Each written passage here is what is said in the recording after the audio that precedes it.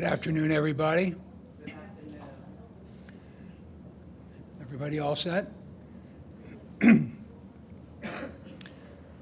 name is Brian Fisher, and I'm the manager of the Media Relations Division for the Prince George's County Police Department. I'd like to welcome you all here today. Before we get started on this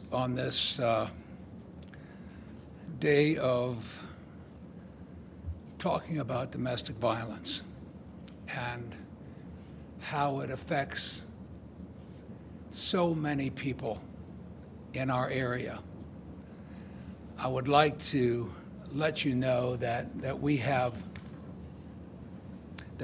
pamphlets that are available to the press. Prince George's County offers a number of resources for domestic violence victims. I'd like to bring up now our county executive, Aisha Braveboy.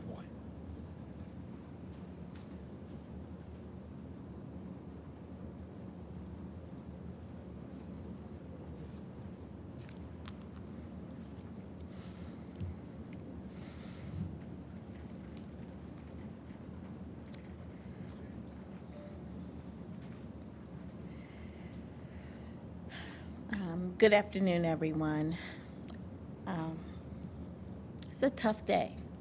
It's a tough day for us here in Prince George's County because just a few short days ago, we lost a young mother of two, Sharita Criswell, or Rita, as her mother called her, and her friends. She was the victim of domestic violence.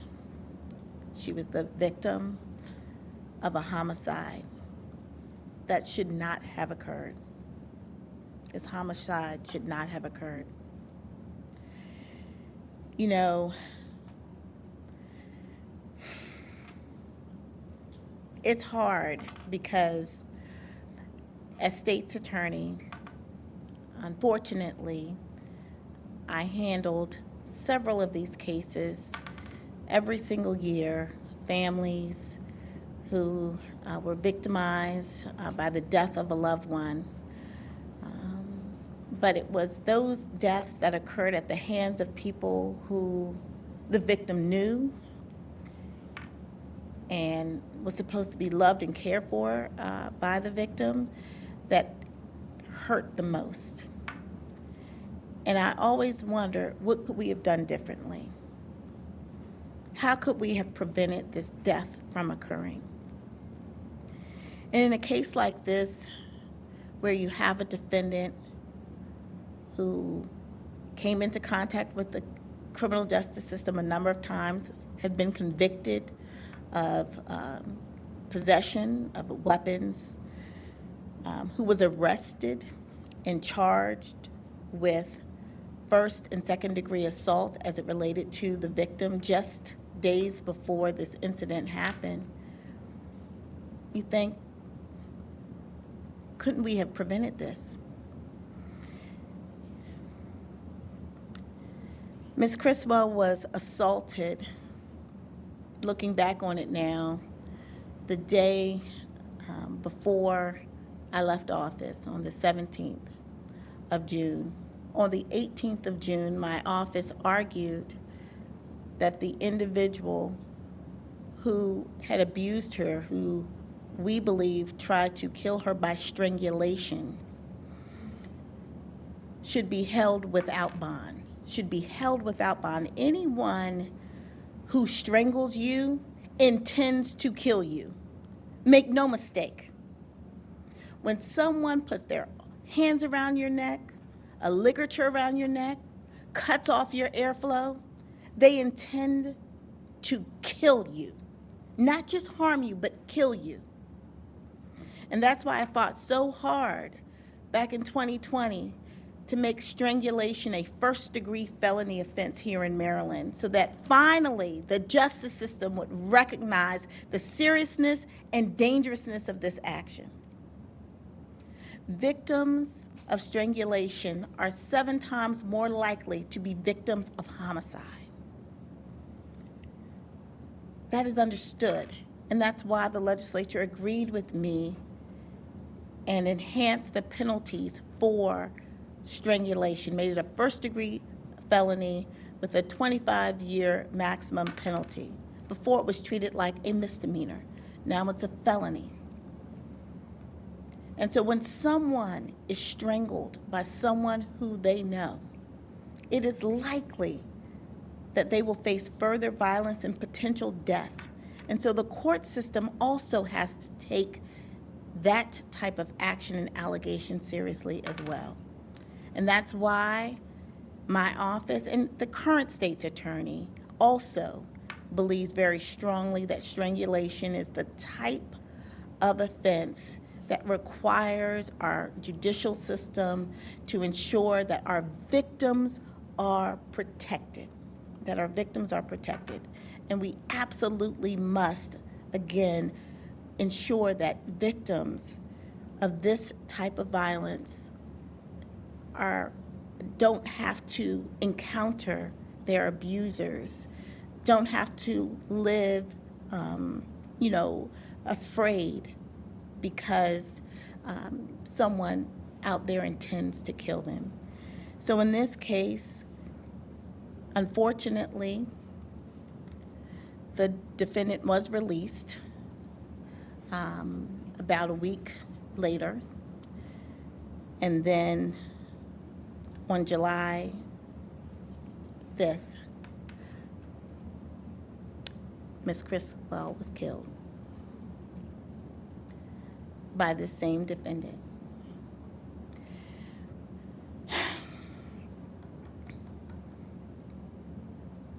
I do know that our state's attorney's office, led by Tara Jackson, will get justice for this victim. I believe very strongly that they will work and fight for her memory, for her children, for her family, for her friends, for other victims who have suffered from domestic violence. Unfortunately, she serves as an example of what can happen. Please, if you are a victim of domestic violence, don't stay.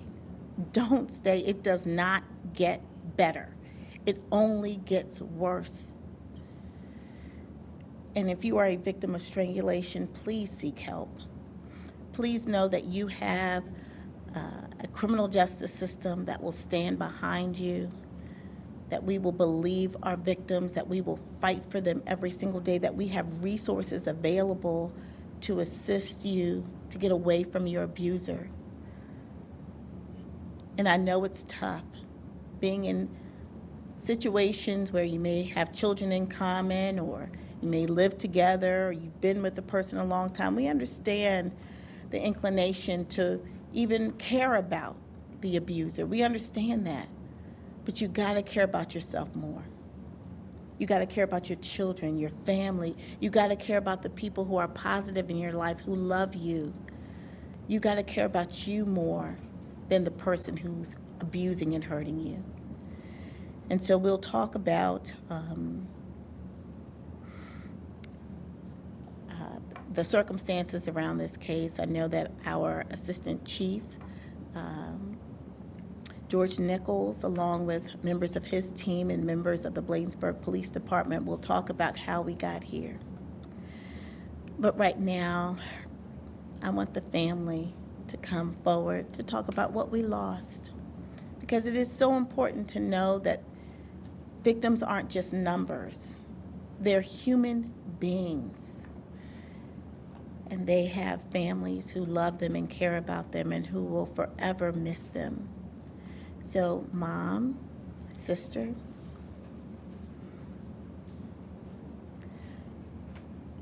if you can come up and state your name and then talk to them about your daughter. Okay. Good afternoon. My name is Jerice McCarter. I'm Sharita's Criswell biological mom. I was on the phone with her once Harry Dominic Nancy came home from trying to strangle my daughter. He said, "Ma, I want to talk to you about something." I said, "Okay, I'm a listen." He said, I love your daughter. And I said, if you love my daughter, why would you put your hands on my daughter? I said, that was the wrong thing to do. He said, what do I need to do? I said, you both need to go to therapy and try to fix this. He said, I want to marry your daughter. I said, if you want to marry my daughter, why didn't you marry my daughter before you had them two beautiful girls that you all have? I said, don't sit on this phone and tell me that you love my daughter and you don't mean it. I said, I'm going to tell you, don't ever put your hands on my daughter again or we're going to have a problem. He said, Ma, I'm sorry and I love you. I love your daughter. I'll never do it again. 4 days later, he killed my baby. I can't believe he did this to the mother of his kids. 10 years. Now my two grandbabies don't have a mother or a father. He don't deserve to come home. He should never come home. Anybody that ever tell a woman that they love them, or I really mean it, they say things that they think we want to hear. But when he tell you he's going to kill you, you need to get away. He's not going to say it just to say it. He's saying it because he mean it. It's too many women out here losing their lives over domestic violence, and it's not fair. My daughter wanted to get away from him. He said, I don't want you to leave me. He said, please don't leave me, Rita. If you leave me, I'm not going to be any good. He broke down. I said, you opened this door. You cheated on my daughter. So now when she found somebody else that was making her happy, you're angry. You took her life. You get to go to jail and be free. I'll never get her back. Never get her back. Domestic violence is very serious. And people need to acknowledge this. When somebody tell you this, I don't care how afraid you are, you need to report it. Don't be scared. They're going to tell you, I'm going to kill you, I'm going to kill your family. No, you tell. That's why we have 911. You call, you get help. It could save your life. And I wish I was there to try to save my daughter's life. But she's gone now. I can't believe he did this. He told me he would never, ever hurt my daughter. And he did it. And you could see the rage in his eyes. I'm sorry. This feeling, this pain that I have, it will never go away. I have to deal with this for the rest of my life. And my grandkids, they cry every day. I'm going to get them therapy. I'm going to love them. I'm going to take care of them. And I'm going to raise them the right way. And I'm going to teach them, if you ever get in a relationship and a man threatens you, you make sure you let me know, or you know how to call 911 and get help. I never thought I would be standing here talking about this right now. It's a hurtful feeling. But ladies and gentlemen, you have to understand domestic violence is very serious. Don't be afraid. Speak out and tell your truth. And it could save your life. Hello, everybody. I'm gonna try to be calm. Sharita Criswell was my little sister. My mother, Joyce Criswell, adopted Sharita Criswell. She raised her until she got an adult. And I watched her grow from a child. I never thought that I would be here to say anything about domestic violence. I always tell my sisters or any of my friends, family, anybody, if you going through anything, if you Find somebody that you can trust to talk to about anything. I know sometimes things are hard. Some people can be embarrassed or ashamed, but never feel ashamed. Don't be embarrassed. Find someone to talk to. Find your resources. There's plenty of resources out here. I lost my sister-in-law to the same situation. Her husband was on drugs. He shot her in her back and killed her. She had 4 children. They looked like their mom, and it was so hard for me to be around them so much because they looked just like her, just like her. So please, if you can, find someone to talk to, someone to help you. There's so many resources out here.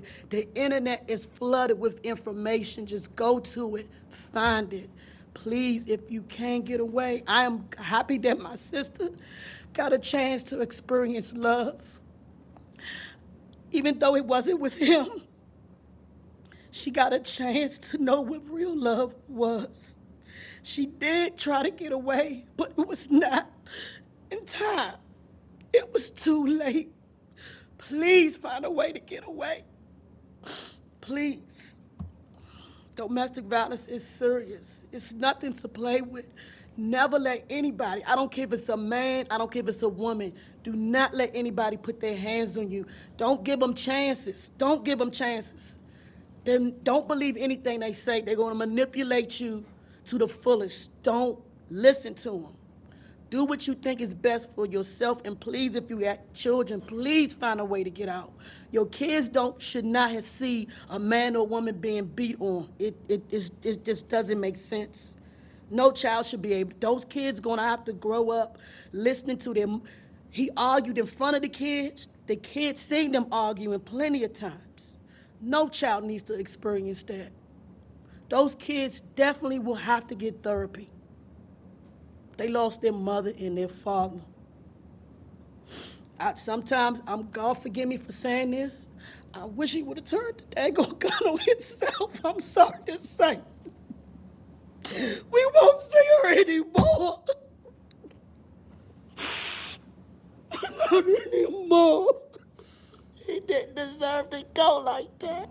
He didn't deserve it. One more thing I want to say. My daughter was the DMV makeup artist. She did a lot of people makeup. She did K. Michelle. She did another young lady. I can't remember her name, but everybody loved my daughter. She did makeup very, very well.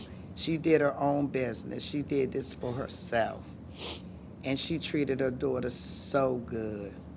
She was a beautiful person, a loving mother. And she tried to make this man happy, but it wasn't enough for him. He was never satisfied. So now she's gone, he's gone, and I hope he stay gone, because I'll never get my daughter back. And thank you guys for the support and the help, because I'm going to need it, because this is never going to go away. I just want to get my grandkids therapy so they could be okay. They cry every day asking for their mom. But we're going to work through this, and it's going to get better. Yes. But just know, y'all need to get help when they threaten y'all. Thank you. Thank you. I couldn't agree more with all of the sentiments just expressed by the family. Now I will turn the podium over to Assistant Chief George Nichols.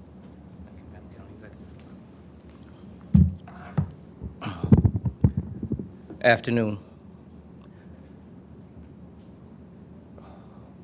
I'm just at a loss for words that we're here today to discuss such a tragic event and a loss of such a beautiful life at an early age. What I'd like to do is, although they mentioned resources, I tell you, the Prince George's County Police Department, we have a great victim advocate. We have the House of Ruth. We have many shelters. We partner with the Family Justice Center here and the Prince George's County Office of the Sheriff. So please, if you are suffering, you do not have to suffer in silence.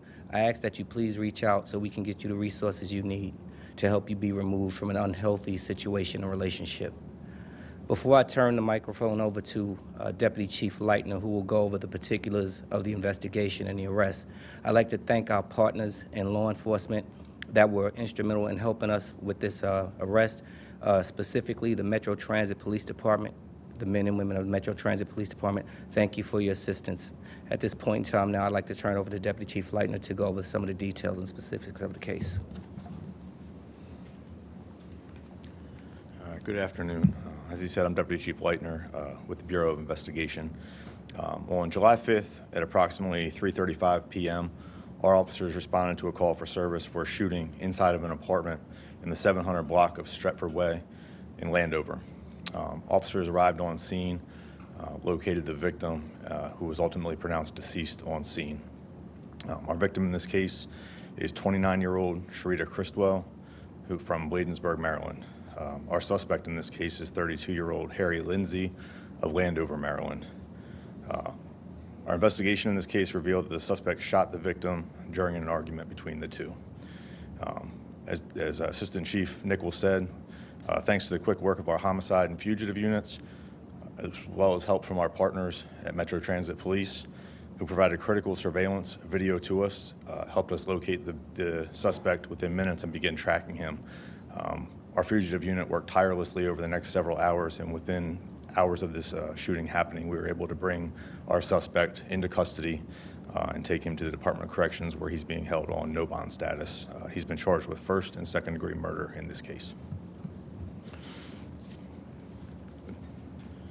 Happy to take any questions. Darcy? Yes, I'm not sure if this is for Ms. Braithwaite or for Elise, a few questions. So was he actually charged with the strangling from that incident?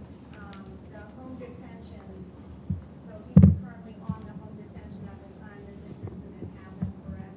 How many domestic homicides have been encountered? So, Ms. Spencer, to answer your questions in order, yes, he was charged for the strangulation in Bladensburg, and I do have Assistant Chief Cedric Dickerson, who will speak to that as the Chief of Bladensburg. In regards to the domestic violence homicides, there have been a total of 10. All 10 have been closed, 9 by arrest, and 1, unfortunately, an exception where the suspect took his own life during that incident. Where are we from last year to this year? Last year, this time, I believe we're down, was it 38%? It's like 37%. So we have a very sharp decrease in domestic-related homicides, but still one homicide, domestic homicide is one domestic homicide too many. So at this time, let me turn it over to Assistant Chief Cedric Dickerson so he can give you the information on the Bladensburg incident.